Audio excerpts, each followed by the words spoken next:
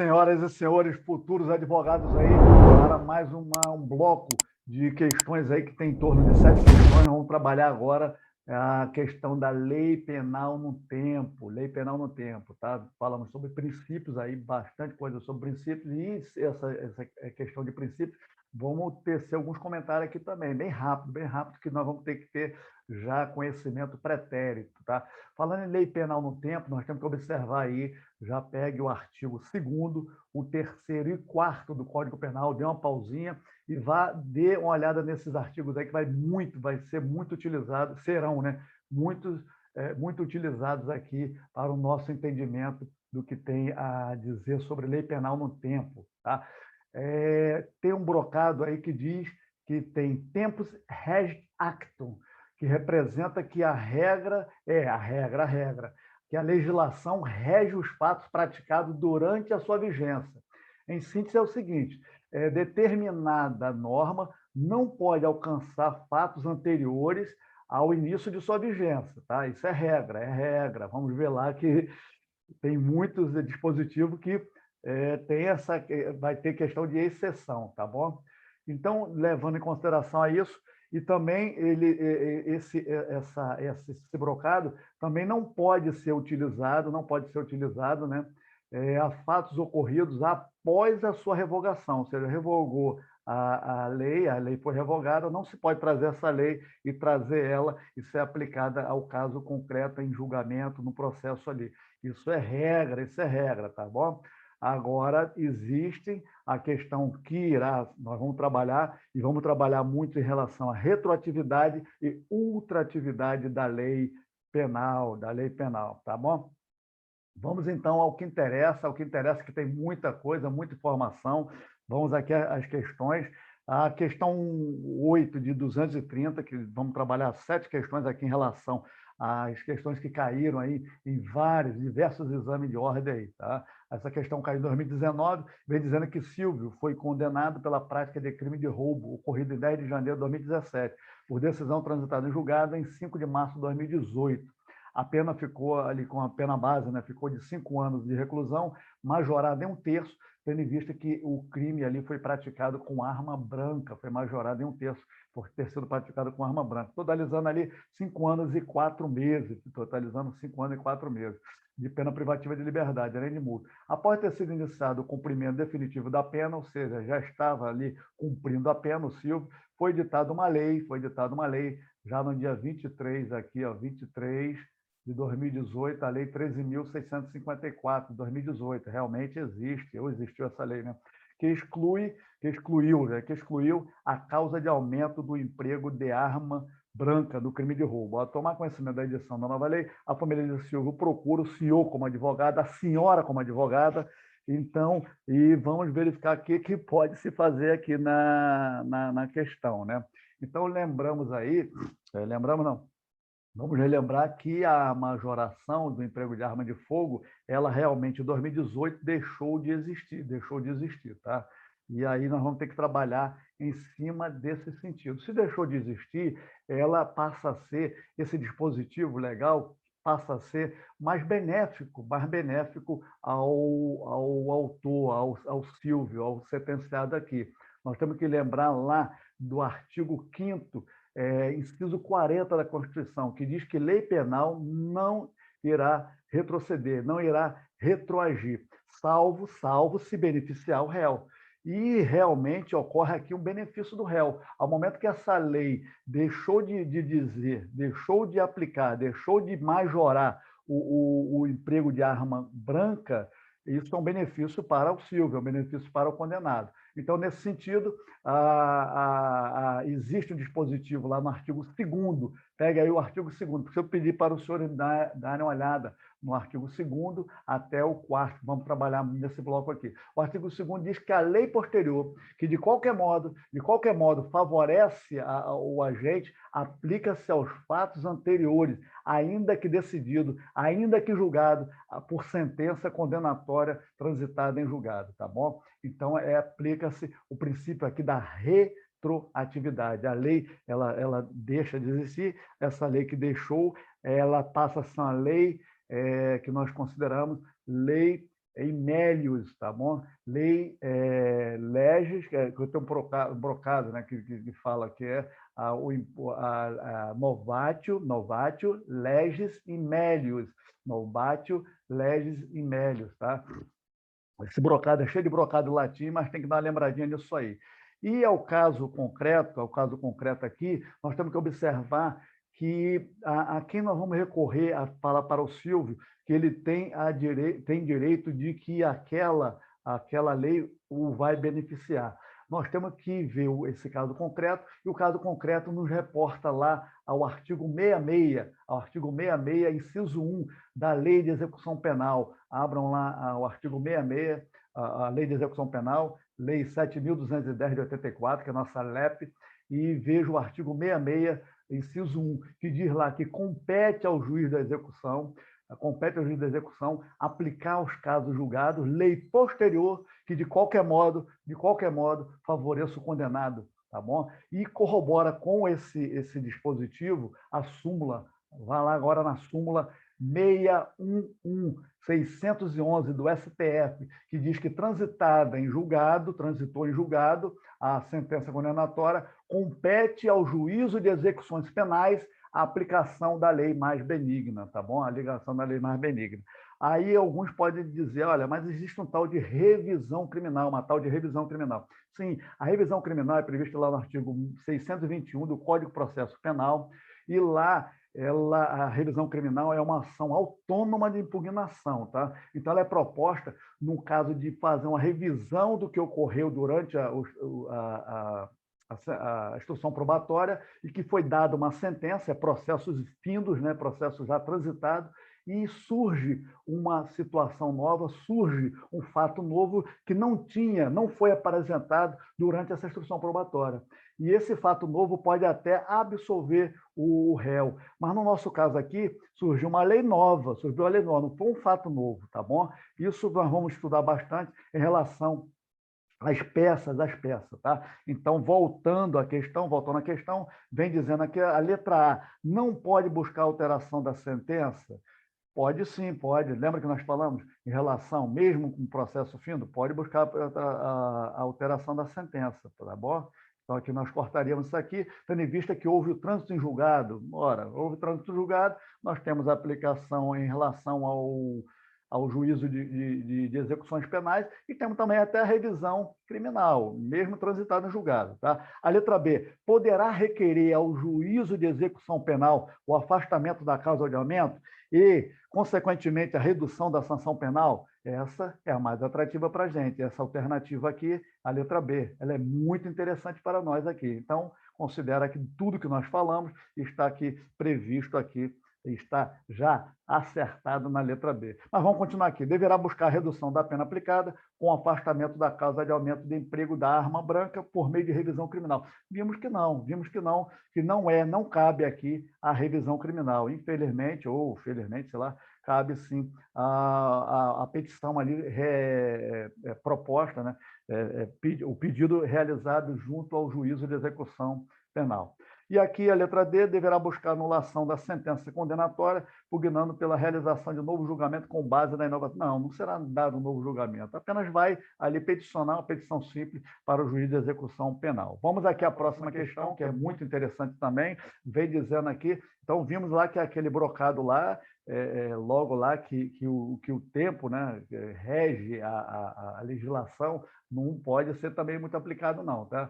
É o brocado lá que tem de tempus res actum, né? Que rege o acto. Não é muito ali a regra, vamos ter aqui várias exceções. Mas vamos aqui. Jorge foi condenado definitivamente pela prática de determinado crime e se encontrava em cumprimento de pena, tá? O Jorge já estava sentenciado ali. Ao mesmo tempo, o João respondia uma ação penal, estava ali em curso uma ação penal de idêntico, né, idêntico crime realizado ali por Jorge no momento. Durante o cumprimento da pena por Jorge e da submissão do processo por João, foi publicado e entrou em vigor uma lei, né, ali que deixou de considerar as condutas dos dois como crime, né, como conduta criminosa. Ao tomarem conhecimento da vigência da nova lei, Jorge e o João procura a senhora advogada, procura o senhor advogado para realizar medidas cabíveis, né? Aí, nesse caso aqui, aí nós já temos uma situação que não é uma lei nova, senhores, não é uma lei nova que se está ali tirando um dispositivo legal. Essa lei ela vem dando oportunidade, dizendo que os fatos cometidos pelo Jorge, que já está sentenciado, e por João, não mais são considerados, não são mais considerados como crime, tá? Essa é a que nós conhecemos lá, a chamada abolitio criminis, abole o crime não mais existe, tá? Então, isso aí nós vamos observar lá no artigo 2º agora. Pega o artigo 2º, não o parágrafo único, que nós vimos em relação à lei melhor, a novatio legis melius, e agora pegue somente o artigo 2º, o caput, que diz que ninguém poderá ser punido por fato,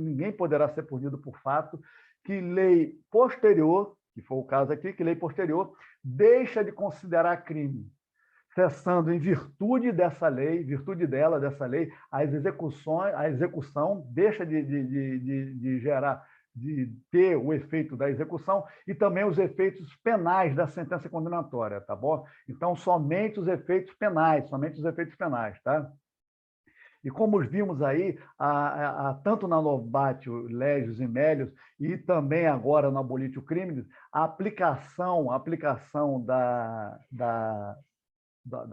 tem-se a aplicação do princípio da retroatividade da lei mais benéfica. Então, essa lei ela torna-se o quê? Retroativa, ela foge àquela regra que nós vimos logo no começo aqui da apresentação, do vídeo, da aula, e ela vem o quê? Retroagir, ela alcança aos fatos anteriores, tá? Isso tudo nós já falamos em relação ao artigo 5º, inciso 40, que lei penal não retroagirá, salvo para beneficiar o réu, artigo 5º, inciso 40 da nossa Constituição Federal. E levando nessa linha, ocorre aí a chamada extinção da punibilidade. Pega aí o artigo 107, inciso 3, que diz lá que pela retroatividade da lei, não mais considera o fato como criminoso. Isso é o abolitio criminis, previsto no artigo 2º do Código Penal. Com todas essas informações, senhores, fica um pouquinho mais fácil de respondermos a questão aqui. Olha aqui, a alternativa A, não poderá buscar a extinção da punibilidade? Irá sim buscar a extinção da punibilidade. A senhora, como advogada, irá buscar a extinção da punibilidade de Jorge em razão da sentença condenatória, tá? Então, aqui não, aqui você botaria sim, que poderá buscar. Então, opa, volta para cá, senhor. Não fuja de mim. Ela poderá sim. Poderá buscar a extinção da punibilidade dos dois, tanto de Jorge como de João, fazendo cessar todos os efeitos civis. Efeito civil é um efeito extrapenal, senhores. Então, não pode os efeitos civis. Se quiser continuar a ler aí, eu já marcaria aqui, pararia por aqui, mas é bom, na hora da prova, ler todo o conteúdo, tá? Mas aqui, como estamos estudando, tem muita coisa para resolver, aqui pararia. A letra C vem dizendo, poderá buscar a extinção da punibilidade dos dois, fazendo cessar todos os efeitos penais, beleza, da condenação de Jorge, tá? Mas não os efeitos extrapenais. Lógico, o Jorge já existe a execução, já tem uma carta executória dizendo que ele cometeu determinado crime e agora apareceu uma lei dizendo que aquele fato que ele cometeu não mais é considerado crime. Então, cessa os efeitos penais, cessa. Agora, os efeitos extrapenais, ele vai ter que se resolver, tá? Então, essa aqui é a questão mais apropriada para a resposta mais apropriada para a nossa questão.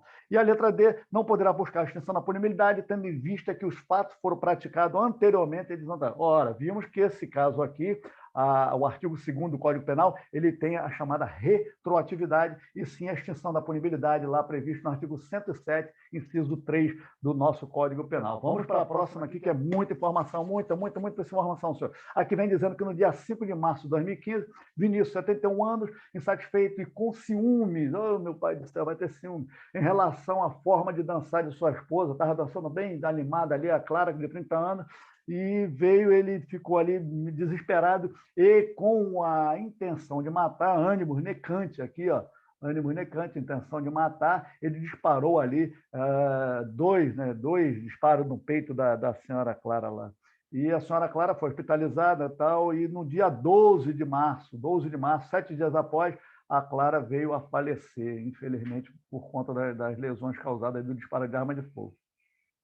Ao tomar conhecimento dos fatos, o Ministério Público oferece denúncia em face de Vinícius, imputando-lhe a prática de crime, ali previsto no artigo 121, parágrafo 2º, inciso 6, senhores. Isso aqui é o chamado feminicídio. Feminicídio realmente foi introduzido ali pela Lei 13.104, no dia 9 de março. Tá? Aí o Ministério Público vai no procedimento do Tribunal do Júri, antes da pronúncia, todos os fatos são confirmados, pugnando o Ministério Público pela pronúncia, no mesmo termo que ele fez lá na denúncia. Tá? Em seguida, encaminhados o advogado para se manifestar. E a senhora, como advogada, o senhor, como advogado, vai se manifestar nesse caso aqui. Ora, senhores, nesse caso aqui, não houve uma novatio legis e melius, e também não houve ali a questão do feminicídio. Houve, então, que nós temos que levar em consideração da teoria da atividade, a teoria da atividade. Pegue o artigo 4º, considerando praticado o crime no momento da ação e da omissão, ainda que outro seja o momento do resultado, tá bom? Considera-se praticado o crime, artigo 4º fala que considera-se praticado o crime no momento da ação ou omissão, ainda, embora que outro seja o momento do resultado. Assim, considerando que o crime foi na data lá de 5 de março, observe lá, 5 de março de 2015, e o resultado morte só ocorreu dia 12, tá?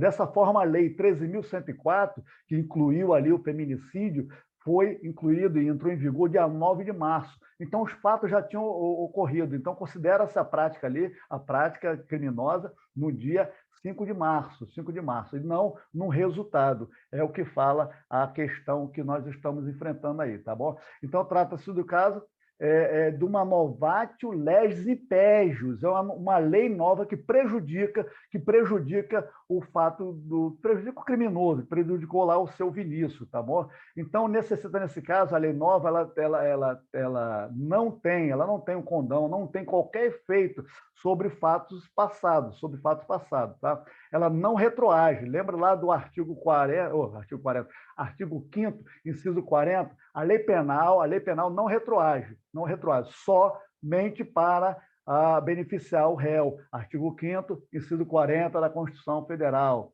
Lei penal não retroage, salvo para beneficiar o réu. Com todas essas informações, fica fácil aqui nós respondemos a questão. A letra A vem dizendo que vai buscar o senhor ou a senhora como advogado, vai buscar o reconhecimento do arrependimento eficaz? Não, senhora, o arrependimento não foi eficaz. A dona Clara veio a falecer por consequência lá, e ele tinha realmente intenção de matar, então não podemos considerar o arrependimento eficaz aqui ao caso. Opa, volta, toda hora vem para cá. Então não podemos considerar arrependimento eficaz, tá? Vamos falar bastante de arrependimento eficaz no que tange esse dispositivo de arrependimento eficaz, desistência voluntária, arrependimento posterior. Vamos trabalhar muito isso aí, muito, muito. Aí pede aqui o afastamento da qualificadora do homicídio. Sim, vamos pedir o afastamento da qualificadora. Houve uma qualificadora ali, a questão do parágrafo 2º do feminicídio, a introdução ali pela Lei 13.104, e vamos pedir esse afastamento da qualificadora. O reconhecimento da desistência voluntária? Não. Aqui não houve, aqui para o caso, aqui a desistência voluntária. Muito embora ele executou, ele realizou todos os atos e depois ele se arrependeu. Então não houve, ele não parou de executar, ele continuou executando, deu 2 disparos e aí depois ele ficou arrependido e levou a esposa para o hospital, tá? Mas aí vamos trabalhar muito a desistência voluntária lá na frente. Foi reconhecimento da causa de diminuição de pena da tentativa? Não, o crime foi consumado, o crime se consumou e não podemos alegar lá o artigo 14, inciso 2 do Código Penal, da tentativa. Não podemos reconhecer isso aí, tá? Então, vamos para frente, que tem muita informação, muita.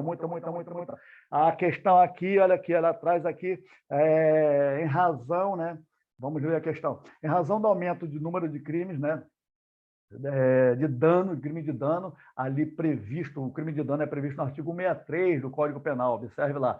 de dano qualificado, né, contra o patrimônio, e foi editada uma lei que passou a prever que entre 20 de agosto de 2015 e 31 de dezembro de 2015, tal delito passaria a ter ali no seu comando secundário 2 a 5 anos de detenção, 2 a 5 anos de detenção, tá? E não 2 a 5 anos de detenção. E não ali mais a relação a 6 meses e 3 anos, tá? Ele agravou a pena ali. Nesse caso, o João, dia 20 de dezembro de 2015, né, durante o vigor da lei, a vigência da lei, ele destrói dolosamente um bem de propriedade da União. Ele cometeu realmente o crime ali que tinha justamente ali, a lei que editou justamente ali aumentando a pena ali, agravando a pena de 2 a 5 anos. Tá? Aí, nessa hipótese, lembramos, só para lembrarmos aqui que o crime de dano, previsto no artigo 63, ele só existe para o Código Penal na forma dolosa. Se for forma culposa, vai lá para a esfera civil, vai para a esfera civil. Aí aqui nós vamos abrir aquele parênteses, aquele parentão aqui. A questão ela fala de lei temporária e lei excepcional. Ela traz lá a resposta, lá as alternativas como lei temporária e lei excepcional. Aí o senhor pega aí o artigo 3º da lei do Código Penal, artigo 3º do Código Penal, que fala que lei excepcional ou lei temporária, embora decorrido o período de sua duração ou cessadas as circunstâncias que as determinaram, que é no caso de lei excepcional, aplica-se a fato praticado durante a sua vigência, aos fatos praticados durante a vigência. Aqui, senhor, nós vamos ter a chamada ultratividade da lei. Ela não vai retroagir, a lei não vai retroagir porque ela deixou de existir. Ela deixou de existir tendo em vista que ela tinha um prazo determinado em relação à lei temporária e à lei excepcional. Nós vamos dar uma palavrinha depois aqui. Mas então ela chega à lei desse caso, quando é temporária ou excepcional, ela tem a chamada ultratividade. Ela vai, avança e vai alcançar o julgamento, vai alcançar ali aquele fato que serão julgados logo após da sua vigência. Tá? Então, a lei temporária é aquela que tem com prazo início, prazo certo para nascer e prazo certo para morrer. Tem os prazos já. Então, nós vimos aqui que existe o prazo de início e o prazo final. E o seu João, acho que é João, né? Ele cometeu ali o crime durante a vigência daquela lei. Ele cometeu o crime durante a vigência daquela lei temporária, tá bom? Já a lei excepcional é aquela que tem vigência de início, mas ela vai, de determinadas circunstâncias excepcionais, por exemplo, uma lei lá que trata de calamidade pública, de enchentes, de secas, de garantia da lei da ordem. Então, enquanto estiver durando aquela circunstância, a lei vai estar em vigor, ela teve o início dela. Acabou as circunstâncias excepcional, a lei também vai e acaba revogada, tá bom? E aí ocorre, nesse caso, tudo que for praticado durante a vigência de uma lei temporária ou de uma lei excepcional serão, sim, ela vai ter a chamada ultratividade, ela vai para frente alcançar os fatos que serão julgados lá. Com todas essas informações, senhor, fica fácil aí. Nós vamos observar aqui que aqui nós não podemos, então, aplicar a chamada 6 meses volta. A chamada 6 meses e 3 anos, né? Olha aqui, até o brocado aparece aqui, ó, o tempo rege o ato. Aqui vai ser aquela chamada exceção que nós vimos, senhor, já vimos uma exceção. Então, sim, será aplicado a lei mais gravosa, tá? Então, nesse caso aqui, será 2 a 5 anos? Será 2 a 5 anos. Será 2 a 5 anos? Será 2 a 5 anos. Agora, se é temporária ou se é excepcional? Ora, vimos que ela tem uma data de início e uma data de término ali, de fim da sua lei. Ela nasceu e morreu. Então, é uma lei temporária, Então, essa questão aqui, muito nos interessa, tá bom? Muito nos interessa, tá? Aqui, para a lei excepcional e lei temporária, aqui sim, cabe o tempo, rege o ato, mas a questão aqui ela não está focando nesse sentido, está focando que será o ato ali praticado naquele momento, e aí sim ela irá responder pela pena mais gravosa. Já falamos aí de tempos, rege acto, aí logo no começo, aí dê uma olhadinha lá. Aqui vamos terminando aqui, são 7 questões, tem mais umas 3 aí pela frente, mas vamos lá. É muita informação, muita coisa. Considerando que determinado agente tem em depósito durante o período de um ano 300 quilos de cocaína, ou seja, ele tem depósito, lá está previsto no artigo 33 lá da Lei de Drogas, 11.343, 2006, e lá é um dos verbos, acho que são 18 verbos, né, que diz ir guardar, ter em depósito, ele está, sim, em crime ali previsto em tráfico de entorpecente. Tá? Então, ele vem considerando também que durante esse período que ele está em depósito, que ele tem depósito lá, a droga, entrou em vigor uma nova lei elevando a pena relativa ao crime de tráfico de entorpecente. Sobre o caso, o senhor e a senhora, como advogada, aí com o entendimento do STF, ou seja, deve ter alguma jurisprudência nesse sentido aí, deve ter alguma súmula nesse sentido, vamos ver aí. Tá? E aí o senhor, sobre o tempo, vai afirmar, vai ter que assinalar a afirmativa correta, afirmativa correta. Então, aqui, vamos dar uma olhadinha aqui, vamos dar uma relembrada, que aqui o crime está ocorrendo todos os dias. Ele está com essa droga em depósito, ele está na droga de depósito no dia 1º, no dia 30, depois lá no 40º, que ou seja, em um ano ele está cometendo o crime. E aí nós estamos falando sobre o caso de crimes permanentes, crime permanente. É o caso do enunciado aí. Tá? O Rogério Creco, ele diz assim, mais ou menos, deixa eu dar uma lembrada aqui, ele diz assim, que é aquele crime, o crime permanente, cuja consumação se prolonga, se perpetua-se no tempo. Então, ela está todos os dias, ele está ali, enquanto ele estiver com a droga, enquanto ele estiver ali em depósito, ele está cometendo crime. E aí surge uma nova lei, e essa lei ela é mais gravosa, e ele vai sim responder, porque quando surgiu a lei e ele cometeu o crime, dá na vigência dessa nova lei, mesmo que mais gravosa. Conforme eu falei, existe uma súmulazinha, pega a súmula 711, que diz que a lei penal mais grave aplica-se ao crime continuado ou ao crime permanente, se a sua vigência é anterior à cessação da continuidade ou da permanência. Está claro e cristalino aí, artigo 711, tá? Então, a grosso modo, é como se o agente estivesse a cada dia cometendo um crime ali, a cada momento, tá bom? Então, vamos aqui ao que interessa. Alternativa A, vem dizendo que deve ser aplicada a lei mais benéfica? Não, senhora, não vai aplicar a lei mais benéfica não, tá bom? Nós já vimos o porquê que não vai aplicar a lei mais benéfica, tá? Então, aqui já mata a lei mais benéfica aqui. Se quiser continuar, lei mais benéfica mata. Deve ser aplicada a lei mais severa? Sim, a lei mais severa sim. Ou seja, aquela que passou a vigorar durante o período em que o agente ainda estava com a droga em depósito.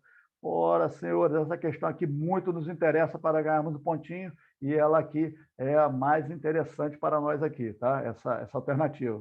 As duas leis podem ser aplicadas pelo magistrado, é permitida a combinação de leis. No direito penal não existe combinação de leis, tá bom?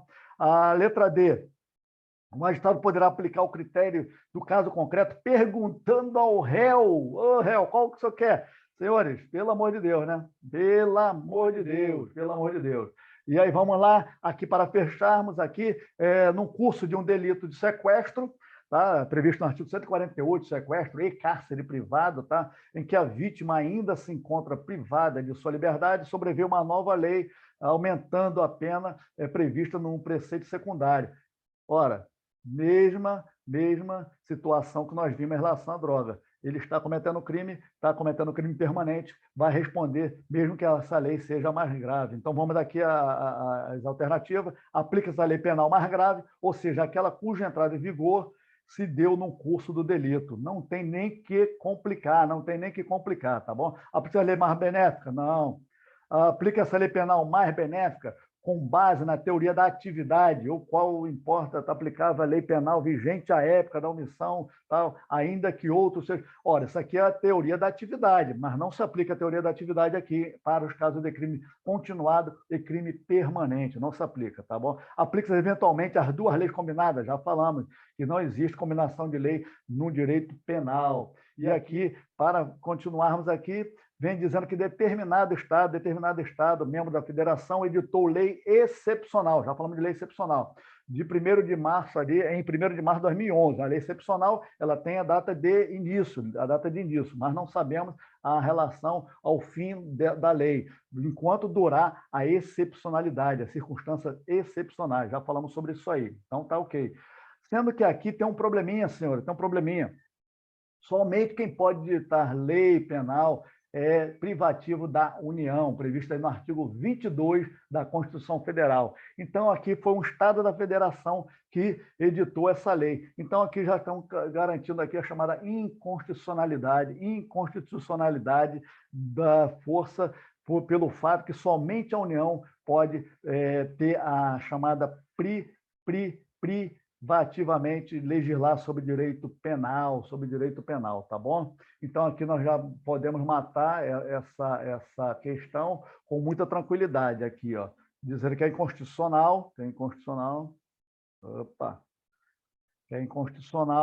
porque somente a União, visto lá o artigo 22 da Constituição Federal do Brasil, de 88, né? E aqui, senhores, só para fecharmos aqui, fecharmos com muita tranquilidade, os senhores estão também estudando direito constitucional, aí, ó, pega o artigo 22 e os senhores vão ver lá um tal de CTPM, capacete PM somente a União, está lá previsto lá, compete privativamente a União legislar sobre direito civil, aí pega direito civil, direito agrário, direito agrário, direito penal, direito aeronáutico, direito comercial, direito espacial, direito trabalhista, direito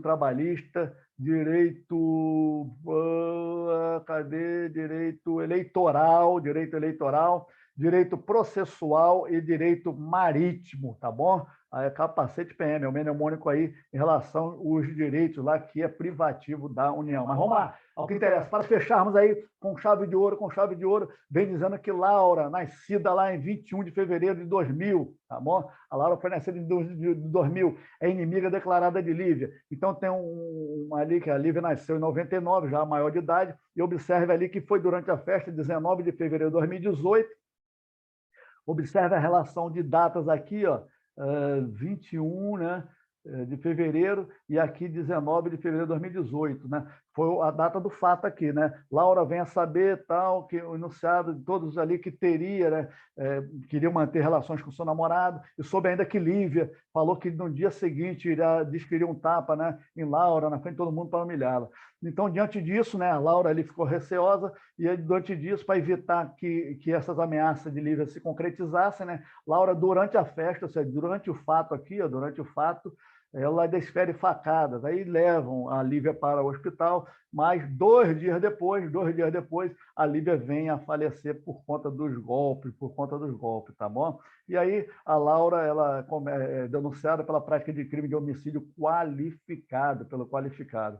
Ora, senhores, aqui nós temos que observar a idade da Laura, ela tinha menos de 18 anos, tá bom? Ela não tinha 18 anos, tá? Ela não tinha 18 anos. A Laura não tinha 18 anos. Então, mesmo nós temos que levar aquela consideração do artigo 4º do Código Penal, tá bom? Artigo 4º do Código Penal, lá a teoria da atividade, que consideram praticado o crime no momento da sua ação, ali que ela cometeu a facada lá, tá? Ainda que outro seja o resultado, ainda que outro momento seja o resultado, artigo 4º do Código Penal. Então, Laura era menor de 18 anos, não responde pelo Código Penal, vai lá responder por ato infracional análogo ao homicídio lá no ECA, na Lei 8.069, tá bom? Lá no ECA, lá na lei do Estatuto da Criança e Adolescente. Então, por esse caso, Laura, por ter menos de 18 anos, Laura era inimputável. E a inimputabilidade dela está prevista no artigo 27 do Código Penal. Então, a questãozinha aqui, logo de cara, a letra A, Ela, questão de legítima defesa? Não, não houve legítima defesa, não foi aquela agressão ali atual iminente, nós vamos ver tudo isso aí quando trabalhar como legítima defesa. Inexigibilidade de conduta diversa, que é uma situação lá elementar ali da dirimente de culpabilidade? Não, não houve a questão lá de excluir a culpabilidade de Laura. Atenuante na minoridade relativa? Não, não houve atenuante, porque ela, na verdade, o processo em si não se vai dar pelo Código Penal e ali aquelas atenuantes não são aplicadas a Laura por conta da inimputabilidade dela como agente do crime ali, tá bom? E aí, senhores, acabamos por aqui. É muita informação, mas vale muito aí. Cai muitas questões dessa. Vimos aí que ao longo dos exames apresentados, caíram 7 questões somente trabalhando com a lei penal no tempo, somente artigo 2º, 3º e 4º do Código Penal. Fiquem com Deus e até o próximo encontro. Próximo encontro vamos trabalhar sobre territorialidade, extraterritorialidade. Muito, mas cai muito, senhores. Felicidade a todos e a todas, tá bom? Cadê, senhor?